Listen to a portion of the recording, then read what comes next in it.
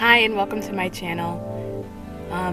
This is my first video and I just want to take the time to let you know my story. So my channel is called Love Marathon, and the reason for that is because of my faith. And my faith tells me that this life that we're living is a journey and it's meant to be a marathon. And we're meant to love and learn to love other people and to endure in that love. And it's a marathon. It's not a race. It's not something to be hurried through. We shouldn't be hurrying through life. We should be enduring through the ups and the downs and the struggles and the tribulations.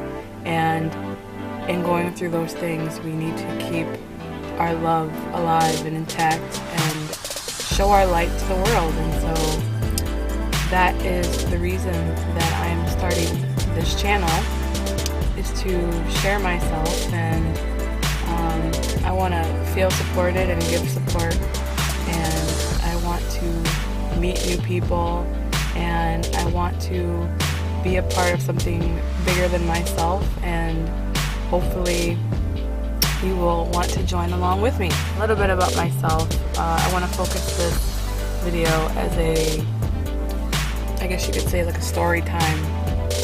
So, and I want to tell you guys a bit about what I'm currently going through, because it's a tough situation and I could use some support. So basically, I'll start by saying that I am a product of rape, and my mother, who is developmentally disabled, her diagnosis is profound intellectual delay. She was raped in an institution that she was living in, and she was impregnated, and my grandparents, who were Christians, decided that they would like to raise me. Although the doctors did give them the option to abort me, but they did raise me, and that's what happened to me in my childhood and things that went on. That's for another time. But I want to focus on what's currently going on, which is that about 5 years ago, I was up visiting some family in the town that I'm from, and there was a news flash that came on the TV while I was in a coffee shop, and this news flash basically was about a man who had been convicted and sentenced to jail time for a heinous rape that took place in that area, in a institution. It was I believe it was a nursing home. There was a young lady living in the nursing home who was comatose, and she had been raped and impregnated. And so this news brief was about how this man was being paroled. And I was sitting in this coffee shop with my husband, and we saw this come on the TV, and we both thought to ourselves, like, we looked at each other like, are you serious? Like, that could be my father. We both instantly thought it. And when we left that coffee shop that day and we went back to our hotel room, we talked about it, and we started doing a little bit of research on the computer and learning more about the situation that had happened. And we both were like, wow, this is crazy. And my husband told me that he thought that I looked like this man. And anyway, I'm gonna say like a few months later, or I really can't remember how long it was after that happened, that I began actually looking for that man's family on social media.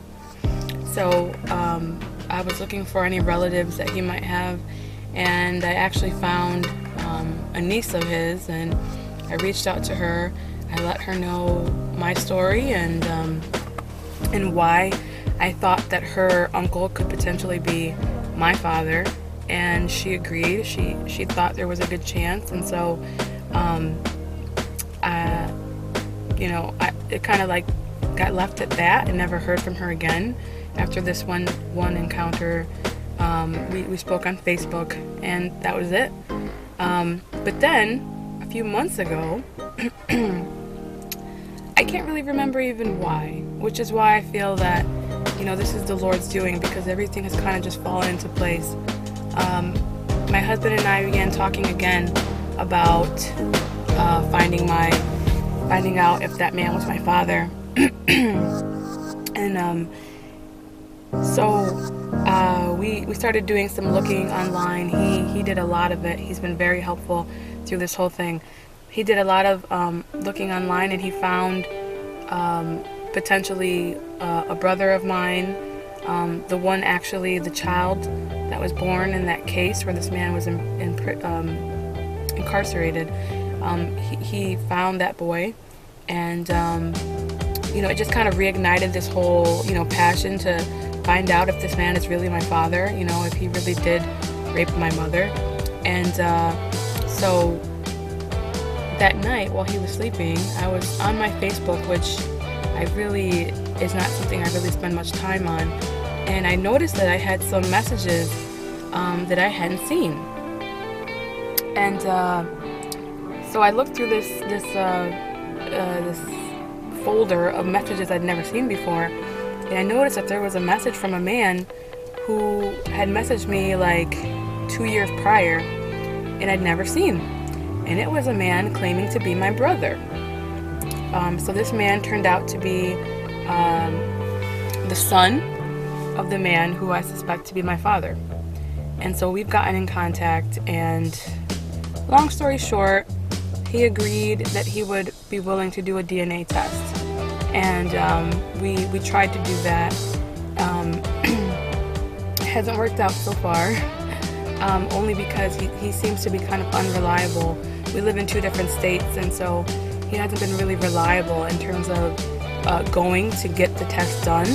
I already have been tested, and I'm just waiting for a family member of this man's so that I can, have something to compare with. But anyways, I was able to get back in touch with that original niece of this man, and she's telling me that potentially one of this man's sisters will have a DNA test done so that I can know whether or not I'm a part of their family.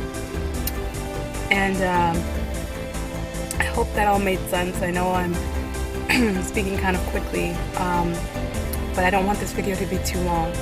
But so that's what I'm currently going through.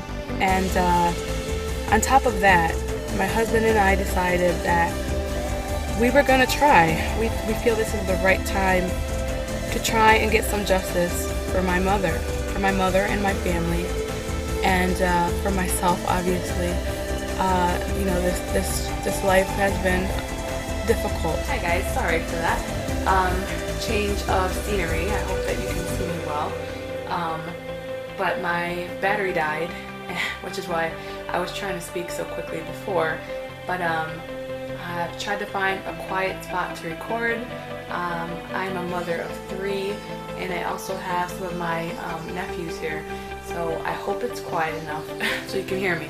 But I think I left off by saying that at this point my husband and I have decided that we want to try to seek some sort of justice, and I'm not going to get into all the legal aspect of it, but there are some laws that have recently been passed that gives me the ability to basically sue. I'm not going to get into it too much, but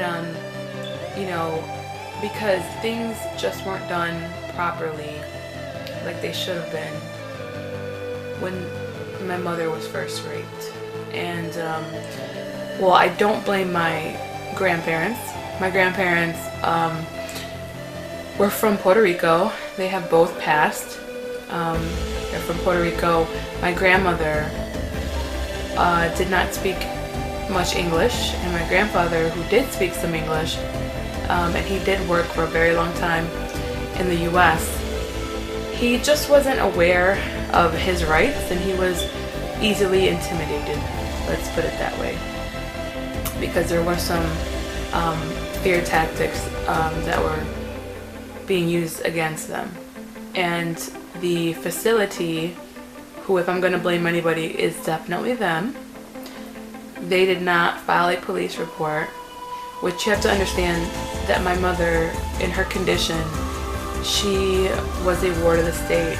They had 24-hour care for her. My mother is nonverbal, and intellectually she is about the age of a toddler. So she doesn't speak, she does walk, but what she can do for herself is very limited. She can eat if someone provides her with food, and that is pretty much the extent of it. She needs help with everything else. She needs help with bathrooming. She needs help completely for bathing. And she is most definitely not capable of consent. And so what we're currently going through is a process of dealing with lawyers and dealing with trying to get information from 33 years ago from the facility where she was at when she was raped, getting information from the current facility where she resides, getting information from the hospital that I was born. It is just quite a process, and I'm not gonna lie, some days it feels overwhelming and I want to give up, but I know that I have a very short window of time in which I can do anything about this legally. So I am going to push forward, and we leave everything in the Lord's hands. You know, we're trying, but ultimately the Lord knows what's best for us, and you know, so I just leave it to Him and pray for the strength to get through this whole ordeal. So if you think that you guys would like to go on this journey with me, I am going to begin to document what's going on. And you know, I can't put a ton of information out there for the privacy of my family, but I would like to document this process, at least for my peace of mind. It really does help for me to feel like I have a space to vent and to get this stuff off of my chest. You know, it really does feel therapeutic for me. I just want to say thank you so much for watching this video. Please subscribe if you haven't, so you can get updates on new videos. And I do plan to make weekly content updating my situation, this journey. And please leave comments down below. I really appreciate it. I want to engage with you. I want to get encouragement and encourage and hear from people going through similar situations of sexual abuse or anything like that.